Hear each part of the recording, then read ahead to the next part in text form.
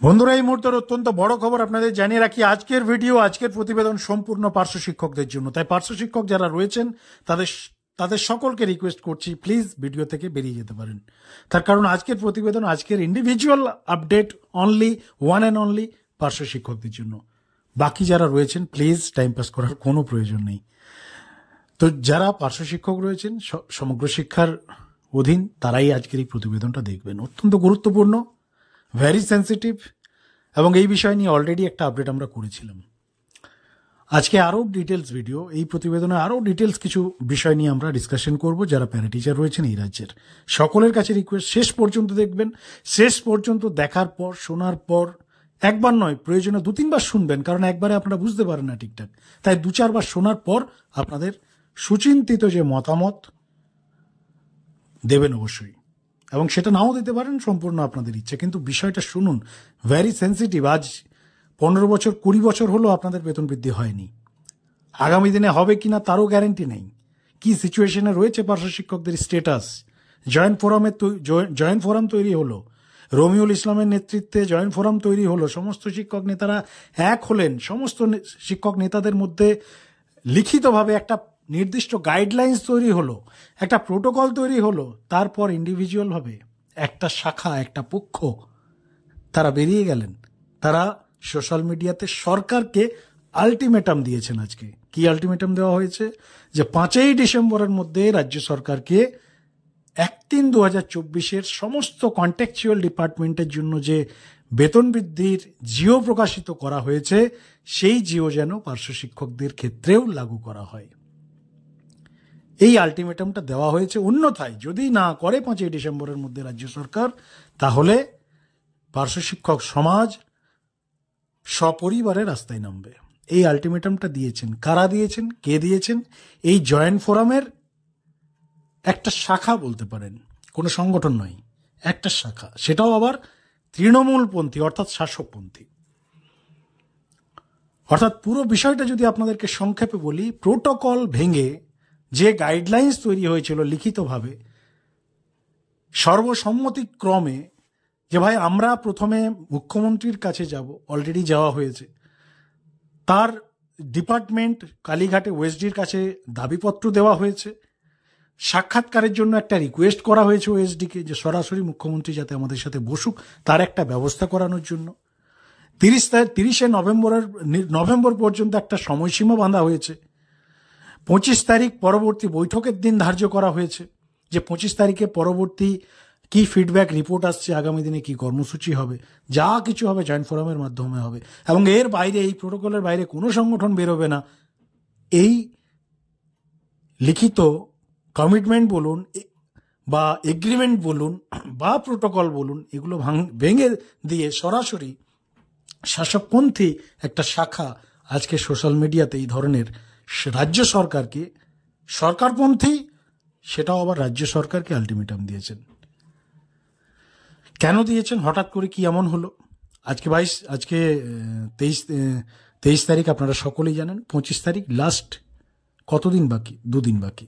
30 November, আজ 7টা দিন বাকি। হঠাৎ করে কি এমন তাড়া যে আজকে আলটিমেটাম দিতে হলো? এই আলটিমেটাম কি আদৌ জয়েন্ট ফোরামের সমস্ত সংগঠনের নেতৃত্বদের সাথে বৈঠক করেই সিদ্ধান্ত নেওয়া হয়েছে? আমাদের কাছে যে খবর, নেওয়া হয়নি। এই সিদ্ধান্ত বা এই যে আলটিমেটাম, যেটা রাজ্য সরকারকে একটা ধমক বলতে পারেন, একটা কড়া বার্তা বলতে পারেন, যেটা দেওয়া হয়েছে, সেটা কি সমস্ত জয়েন্ট ফোরামের সংগঠনের সাথে একটা বৈঠক করার পরেই সিদ্ধান্ত হয়েছে, নাকি এটা জয়েন্ট ফোরামের চূড়ান্ত সিদ্ধান্ত? মোটেও না বন্ধুরা। একটা শাখার এটা বক্তব্য, একটা শাখার এটা সিদ্ধান্ত। হঠাৎ করে, যেখানে রমিউল ইসলামের নেতৃত্বে রাজ্যের সমস্ত পার্শ্ব শিক্ষক নেতারা এক হয়েছেন, একটা টেবিল তৈরি হয়েছে, একটা ফোরাম তৈরি হয়েছে, অলরেডি রাজ্যের মুখ্যমন্ত্রীর কাছে প্রেয়ার করা হয়েছে, সাক্ষাৎকারের জন্য আপনার চেষ্টা চলছে, শিক্ষামন্ত্রীর কাছে যাওয়ার চিন্তাভাবনা চলছে, তারপরেও হঠাৎ করে কেন আন্দোলনের এইভাবে, যেখানে অলরেডি আদার্স সংগঠনগুলো, অর্থাৎ যেগুলো সরকারপন্থী ছিল না, তারা অলরেডি 25 নভেম্বরে রাস্তায় নামার অলরেডি একটা প্রিপ্ল্যান প্রোগ্রাম ছিল আগেই। সেই প্রোগ্রামটাকে ক্যান্সেল করে এই জয়েন্ট ফোরাম তারা এসেছিলেন। আপনারা সকলেই জানেন, যারা বঞ্চিত পার্শ্ব শিক্ষক বলে একটা শাখা, একটা প্ল্যাটফর্ম তৈরি হয়েছিল, যারা অলরেডি 25শে নভেম্বর রাস্তায় নামার জন্য সমস্ত সেট বা পরিকল্পনা করছিল, তারা রমিউল ইসলামের নেতৃত্বে বা ডাকে সেই বৈঠকে যান এবং সেখানে গিয়ে তারাও শেষবারের মতো একটা চেষ্টা করেন, বা রাজ্য সরকারকে লাস্টবারের মতো একটা আলোচনার মাধ্যমে যদি দাবি আদায় হয় সেই চেষ্টার জন্য তারা এগ্রি হয়। তারপর হঠাৎ করে শাসক দলেরই একটা শাখা কিভাবে এই ধরনের একটা আলটিমেটাম দিল, সেই নিয়ে এই মুহূর্তে পার্শ্ব শিক্ষক সমাজের চূড়ান্ত বিভ্রান্তি, চূড়ান্ত কনফিউশন এবং চূড়ান্ত একটা বিষয় তৈরি হয়েছে, যা নিয়ে পার্শ্ব শিক্ষক সমাজ এই মুহূর্তে কনফিউজ, হতাশ।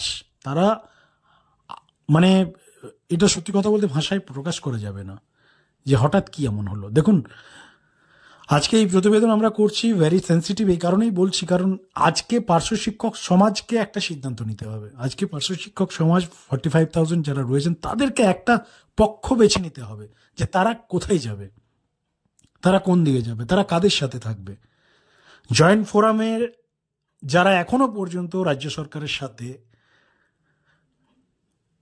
আলোচনার মাধ্যমে একটা সম্মিলিতভাবে এক ছাতার তলায় একত্রিতভাবে দাবি আদায়ের যে চেষ্টা চলছে সেই দিকে থাকবে, নাকি একটা সম্প্রদায় যারা হঠাৎ করে এই জয়েন্ট ফোরামের গাইডলাইন্স বা প্রোটোকলকে বাদ দিয়ে প্রোটোকলের বাইরে গিয়ে হঠাৎ করে আন্দোলনের হুঙ্কার দেওয়া সোশ্যাল মিডিয়াতে, সেই পক্ষে যাবে। এটা পার্শ্ব শিক্ষক সমাজকে বেছে নিতে হবে, কারণ এই বিষয়ের সাথে তাদের ফিউচার জড়িত রয়েছে।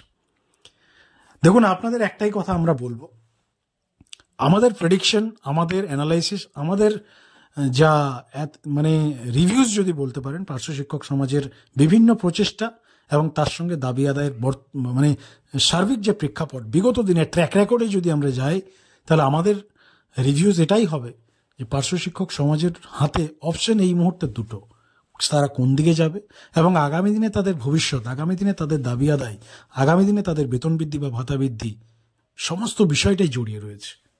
পার্শ্ব শিক্ষকরা অনেক বুদ্ধিজীবী, অনেক বিচক্ষণ, অনেকে অনেক বুদ্ধিধারী রয়েছেন, অনেক বেশি বোঝেন তারা, বুদ্ধির কারো অভাব নেই। সবাই যদি আমরা মানে বাস্তবে যদি প্র্যাকটিক্যালি অ্যানালাইসিস করি, তাহলে 45,000 যারা রয়েছেন প্রত্যেকেই নেতা, প্রত্যেকেই একজন করে নেতা, বুদ্ধির কারো অভাব নেই। আপনি যার কাছে যাবেন, বিবেকানন্দের যে বাণী যত মত তত পথ, সেটাও ফেল হয়ে যাবে। অর্থাৎ 45,000 এই মুহূর্তে যদি সংখ্যায় পার্শ্ব শিক্ষক থাকে, তাহলে আপনি 45,000 ওই যত মত তত পথটাও পাবেন।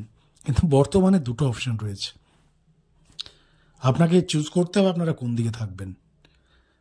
সরকারের সাথে একত্রিতভাবে একটা ছাতার তলায় যারা রয়েছে তাদের সাথে থাকবেন, নাকি সরাসরি আদার সাইডে যাবেন। আর এই বিষয়ে আমরা এই জন্যই বলছি, তার কারণ পার্শ্ব শিক্ষকরাকে বহু নেতা ব্যবহার করার চেষ্টা করেছে, সেই ব্যবহারটা অ্যাটলিস্ট হবেন না।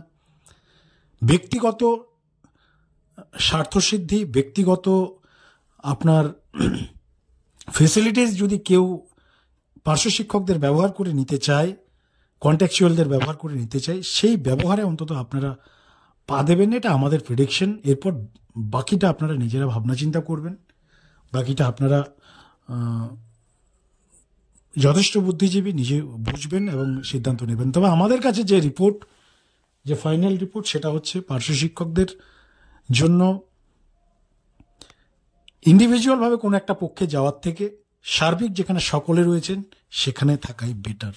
বাকিটা আপনাদের চিন্তাভাবনা। বন্ধুরা, এই বিষয় নিয়ে আপনাদের প্রতিক্রিয়া লিখে জানান এবং চ্যানেলে নতুন থাকলে অবশ্যই চ্যানেলকে সাবস্ক্রাইব